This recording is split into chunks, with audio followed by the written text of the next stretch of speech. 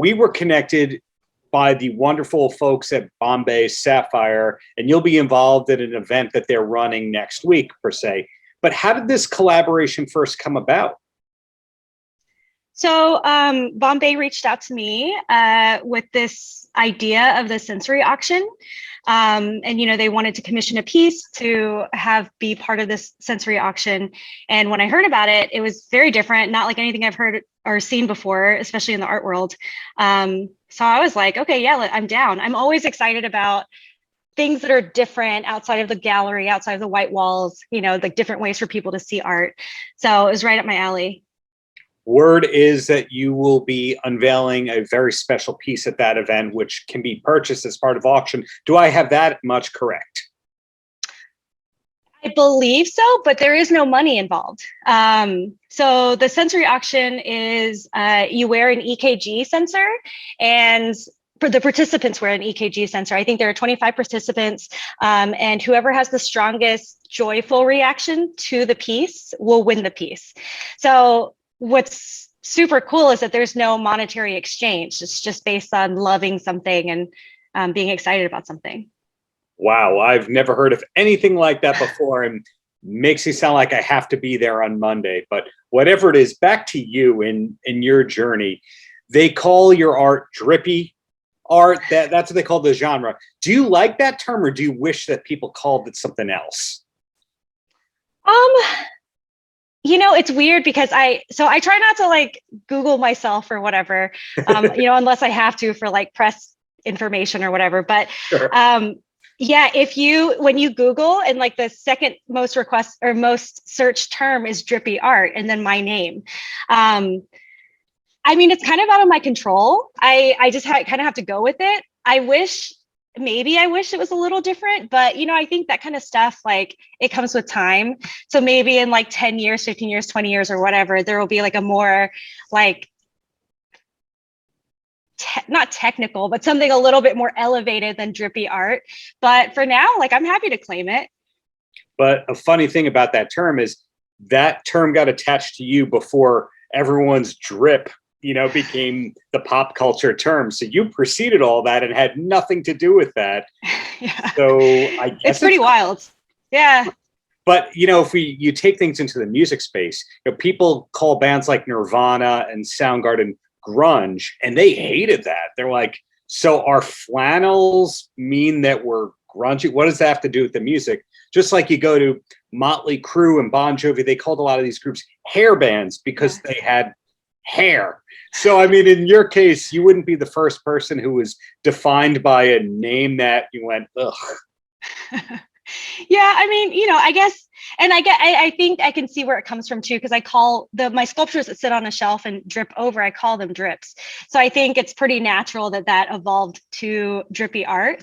I try not to like get too hung up on the name. If I have a genre, that's cool. So yeah, as long as they're talking about you and they want to see your work, sure. Yeah. In your case, before you pioneered, I'm calling it pioneering, before you became an original voice that people were checking out, what was your specialty? Did you start out on watercolors? So I actually went to school for drawing and painting. I went to undergrad and graduate school. Both of my degrees are in drawing and painting. I think most art schools now don't confine and put boundaries. It's one general like studio arts degree, but I specialized in painting and drawing. And that's kind of like, I think growing up, like when you grow up liking art, there might be like more traditional roles that you kind of see artists playing. And I think that's kind of why I went down the route of like drawing and painting. I thought it was more, I don't know, I thought that was like what it meant to be an artist. But I think my natural leanings are towards sculptural 3D stuff. Like ever since I got into school, I was like, oh, I want to leave the canvas. I want to leave the surface. And so that I think it comes more naturally to me to do that. And maybe there's something there about like trying to push away what's easiest and trying to do the more difficult thing. Mm-hmm. But so that's what I did. I did painting and drawing, and I explored that a lot. And I think it still informs a lot of what I do today, especially when it comes to like color and composition and stuff like that. But that's kind of, I wouldn't say it was a specialty, but that's my educational background. That's very interesting that you had to learn how to do everything per se. And that reminds me, a lot of friends of mine who are professional artists, before they made it and they had their original thing that they could do, they would pretty much take on any kind of graphic design thing possible. Like, hey, can you photo edit this album cover? Hey, can you draw a logo for me? That kind of thing. Before you went up in this position, was that you were one day it might be a logo, one day it might be an album cover? So my first year of undergrad, I actually started out in graphic design, and it was sort of my, it was like this big point of contention between me and my mom. Like, what are you going to study? If you want to be an artist, you have to do something that makes money.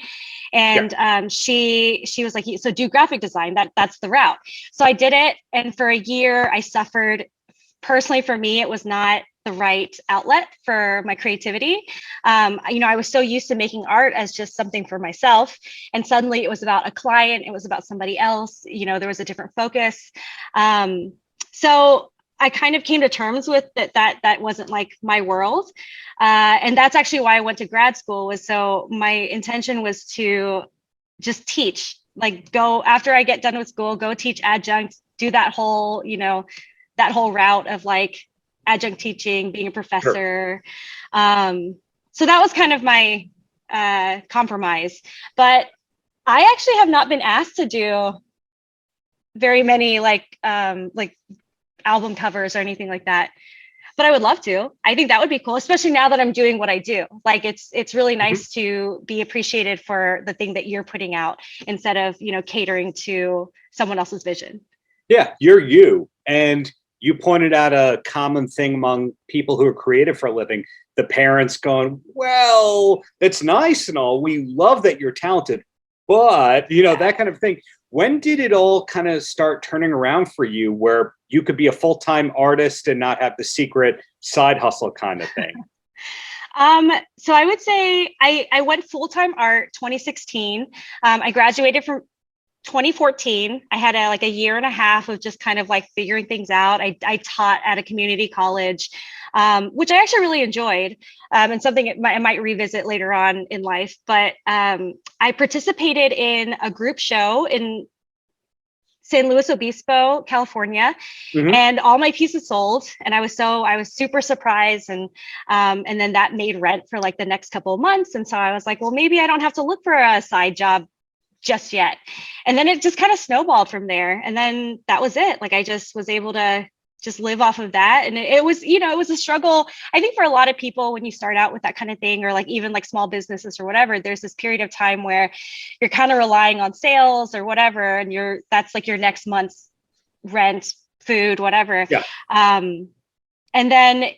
And then as like my career started taking off more, then I started feeling a little bit more secure financially, to be able to fully focus on it. But definitely for like a year, 2 years there, I was like, well, maybe if I teach it at this college for a little bit, that'll just be like my safety net. But yeah, 2016, full time. Cool. Now, one question about your creative process, and you've got the wonderful background behind you. We know it's not a gimmick. We know it's not a wallpaper in Zoom per se.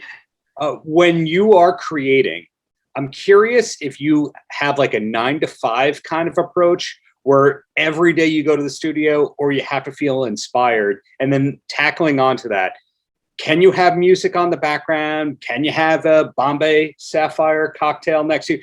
In other words, is it the only thing that you do and you have to feel inspired, or can a few things be going on while you're creating great art?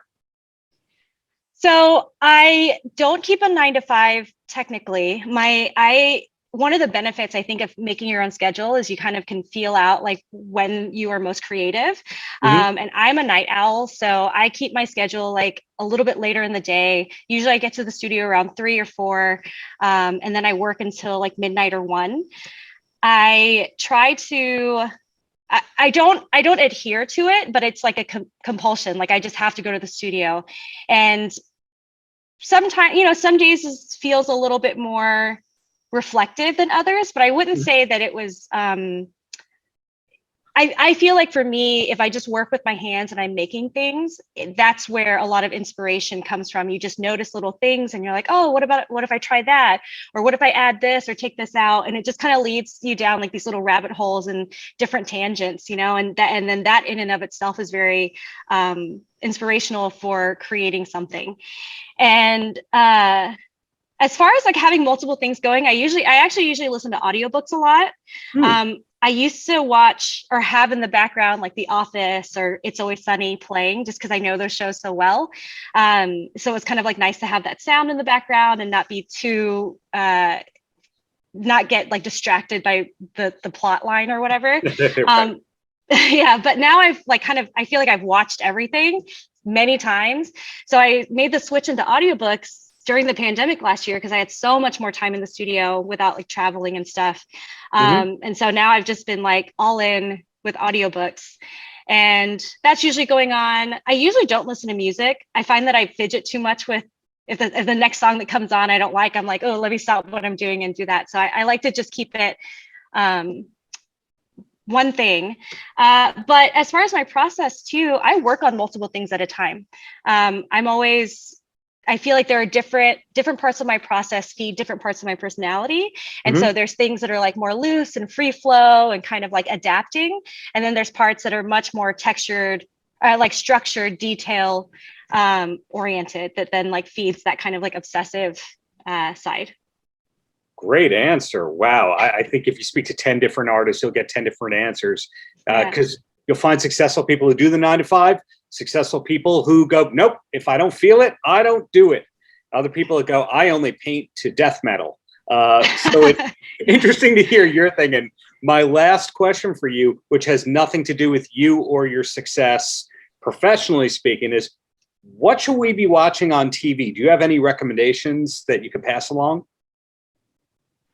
Oh, wow. Okay, I mean, of course, I just watched Squid Games.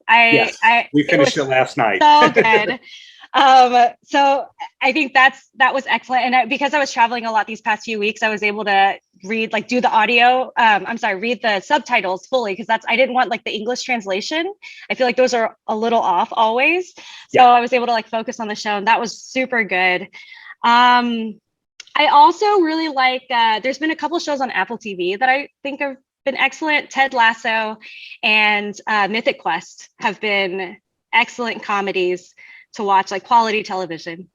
Mythic Quest, It's Always Sunny in Philadelphia's related title right there. So now we know your taste. Have you seen AP Bio? I have, love it. That's another one. Yeah. And I also watched The Mick before it was canceled. Oh, yeah. Yeah.